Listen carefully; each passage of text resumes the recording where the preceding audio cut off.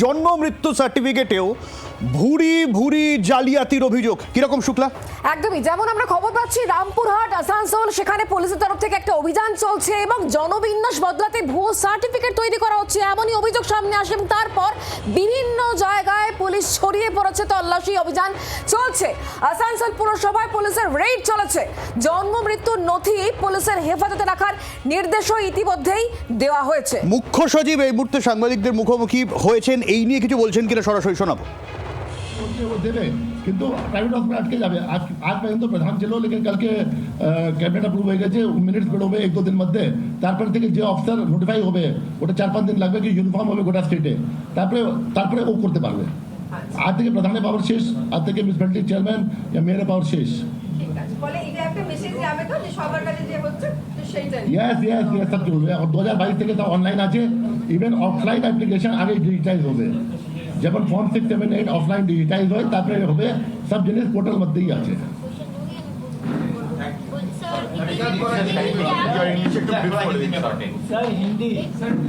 देखिए ये आज पूरे स्टेट व्यापी एक अभियान चला रहे हैं हम लोग कि आपका बर्थ और डेथ सर्टिफिकेट जो इशू होता है, वो जो इशूइंग अथॉरिटी है বার্থ সার্টিফিকেট এবং ডেথ সার্টিফিকেট নিয়ে ইতিমধ্যেই বহু অভিযোগ সামনে আসছে, জালিয়াতির অভিযোগ সামনে আসছে। দু জায়গার ছবি আপনাদেরকে আমরা জানাবো, রামপুরহাট এবং আসানসোল দু জায়গা থেকে দুই প্রতিনিধি আমাদের সঙ্গে রয়েছেন প্রসেনজিৎ মালাকার এবং বাসুদেব চট্টোপাধ্যায়।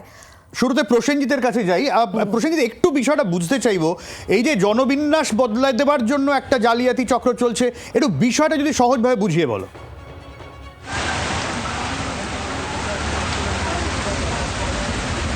যে বোঝো যে অভিযোগটি প্রথম থেকে বিজেপি করে আসছিল, তাতে পূর্বতন সময়ে জাল সার্টিফিকেট বানানো হয়েছিল, জন্ম সার্টিফিকেট এবং মৃত্যু সার্টিফিকেট।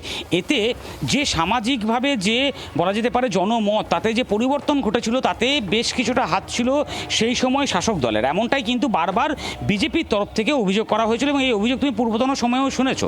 ঠিক সে জায়গায় দাঁড়িয়ে এবার বিজেপি সরকার আসার পরে সেখানে তদন্ত শুরু হয়েছে এবং আজকে আমরা যেটা দেখতে পাচ্ছি যে বীরভূম জেলার কার্যত বলা যায় সমস্ত পৌরসভা এবং অধিকাংশ পঞ্চায়েত সব জায়গাতেই কিন্তু পুলিশ ইতিমধ্যেই যে শংসাপত্রের যে খাতা বা হিসাব যেখানে পুরোটি নথিভুক্ত করা হতো, সেগুলিকে খতিয়ে দেখা হচ্ছে। আচ্ছা প্রসেনজিৎ, একটা বিষয় জানতে ইচ্ছা করছে, তোমার মনে থাকবে এসআইআর এর আগে এই সার্টিফিকেট বানানোর একটা হিড়িক পড়েছিল, দলে দলে সার্টিফিকেট বানানো চলছিল, সেই সময়ও জালিয়াতি হয়ে থাকতে পারে, এরকম একটা সম্ভাবনা কি থাকছে?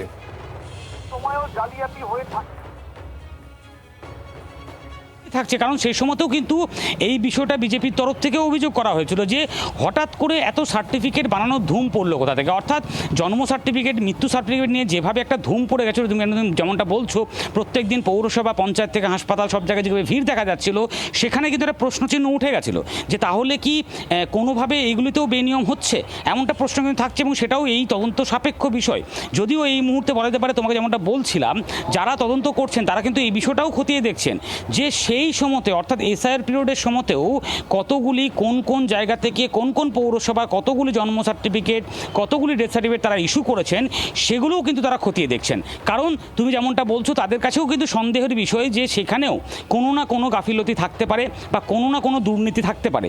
এসআইআরের নাম তোলার জন্য কেউ জন্ম বা মৃত্যু সার্টিফিকেট বানিয়ে দুর্নীতিভাবে বানিয়ে বা বলা যেতে পারে অন্যায় করে বানিয়ে সেটিকে সেখানে নথিভুক্ত করে থাকতে পারেন, এমনটা সন্দেহ কিন্তু বিজেপির তরফ থেকে যখন তারা বিরোধী দল হিসেবে ছিল তখনই থাকো। এরকম অভিযোগ কিন্তু আরো একাধিক জায়গা থেকে আসছে। যেমন এবার একটু তুলে ধরতে হচ্ছে আসানসোলের ছবি। আসানসোলে পুলিশের রেড চলছে, কোথায় কোথায় রেড চলছে, এখনো পর্যন্ত কত জাল সার্টিফিকেট পাওয়া গিয়েছে, বাসুদেবের কাছ থেকে জেনে নি। বাসুদেব,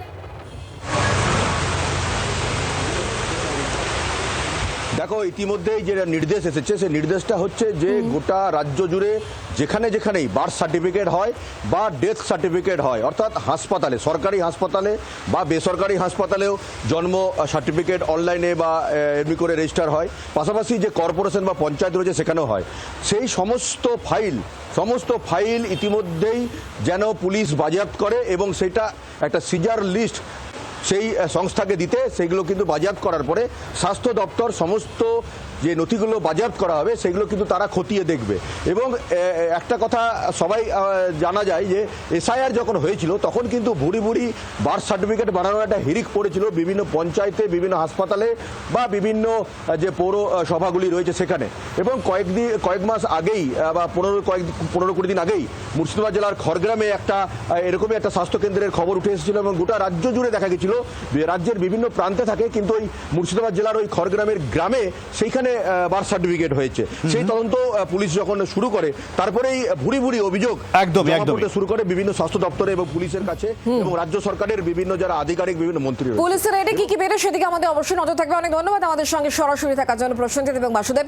সাধারণ মানুষ, আসানসোলের সাধারণ মানুষের বক্তব্য আমরা পেয়েছি, কি বলছেন তারা শোনাই। দীর্ঘ বছর ধরে যেটা চলছিল পশ্চিমবাংলায়, যেটা টিএমসির আমলে, এইখানে জন্ম আর মৃত্যু প্রমাণপত্রে নিয়ে অনেক দুর্নীতি চলছিল বহু বছর ধরে। তখন তো ডিজিটালাইজেশন ছিল না, এখন ডিজিটাল হয়েছে সব কিছু। তখন রেজিস্টারে যতগুলো দুর্নীতি হয়েছে, গণ্ডগোল হয়েছে, সেটা নিয়ে অনেকগুলো আমরা তথ্য অনেক বছর ধরে পাচ্ছি, দীর্ঘদিনের ধরে পাচ্ছি সমস্যা আছে। সেটা নিয়ে পুলিশ এসছে, তদন্তভাবে। বিজেপির প্রতিক্রিয়া একটু নিয়ে আমরা ঠিক কি তারা ভাবছেন। দেবজিৎ সরকার রয়েছেন এই মুহূর্তে আমাদের সঙ্গে টেলিফোনে। দেবজিৎ বাবু, যে চক্র সামনে আসছে, যে অভিযোগ সামনে আসছে, তো মারাত্মক অভিযোগ যদি সত্যি হয়। এলাকাগুলো দেখুন, তাহলেই তো সব প্রশ্নের উত্তর পেয়ে যাবেন। যেখানে এই সীমান্তবর্তী এলাকা এবং আন্তঃরাজ্য সীমান্ত আর আন্তর্জাতিক সীমান্ত, দুই সীমান্তবর্তী এলাকাতে এইসব হচ্ছে।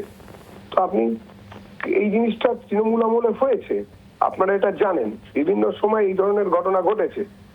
এবারে আপনি এটাকে নিয়ে কি কথা বলবেন আর কিভাবে এটা নিয়ে কথা হবে, এইগুলোই হচ্ছে দুর্নীতি। এবং দুর্নীতির আঁতুড়ঘর ছিল তৃণমূলের সময় বিভিন্ন ওদের পার্টি অফিস এবং ওদের লোকজন। সুতরাং এই নিয়ে আলোচনা করার কিছু নেই, তদন্ত হবে। যারা যারা অন্যায় করেছে সবাই জেলে যাবে এবং যাদের কাছে এইসব ভুয়ো সার্টিফিকেট পাওয়া গেছে তারাও জেলে যাবে। অনেক ধন্যবাদ দেবজিৎ বাবু।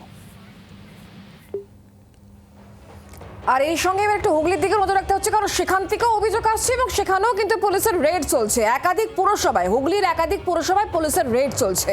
বার্থ সার্টিফিকেট এবং ডেথ সার্টিফিকেট সেক্ষেত্রে জাল করা হচ্ছে, এরকম দুর্নীতির অভিযোগ আসছে এবং তারপরে কিন্তু পুলিশের অভিযান চলছে জায়গায় জায়গায়। চুচুড়া, বৈদ্যবাটি পুরসভায় অভিযান, চন্দননগর কমিশনারেট পুলিশের। জন্মমৃত্যু সার্টিফিকেট দেওয়া হয় যে যে দপ্তর থেকে, সেখানে খাতাপত্র খতিয়ে দেখছে পুলিশ। হুগলি থেকে কি আপডেট আসছে এখনো পর্যন্ত, বিধান জানাবে আমাদের। বিধান। সচিব, হুগলিতেও কয়েকটি পুরসভাতে কিন্তু অভিযান চালাচ্ছে পুলিশ।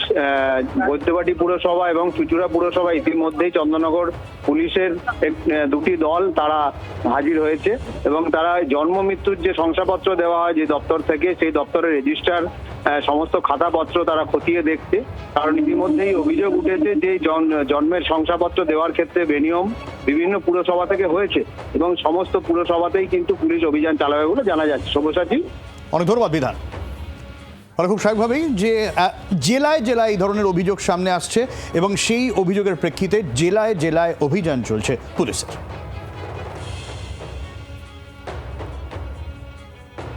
বীরভূম থেকে শুরু করে আসানসোল কিংবা হুগলি, বিভিন্ন জায়গায় পুলিশের তরফ থেকে এইভাবে কিন্তু রেড চলছে, একাধিক অভিযোগ সামনে আসে এবং সেই পরিপ্রেক্ষিতে যে সমস্ত জায়গাগুলো থেকে এই বার্থ সার্টিফিকেট বা ডেথ সার্টিফিকেট ইস্যু করা হয়, সেই সমস্ত জায়গাতে পুলিশের এই অভিযান জারি রয়েছে। বাংলার আওয়াজ, বাঙালির আবেগ, জি 24 ঘন্টা।